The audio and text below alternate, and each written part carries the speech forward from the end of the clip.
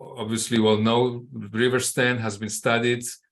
The clinical trial is closed and the results are being reviewed.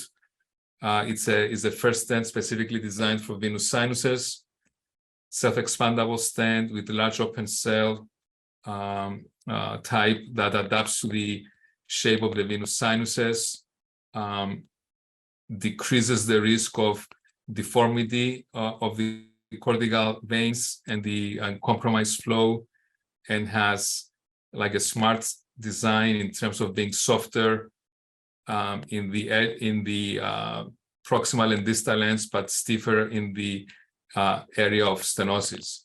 And I'm not going to mention the results or anything because I think the stent is being the results are being reviewed these days. But this is what this stent looks like. It's tapered.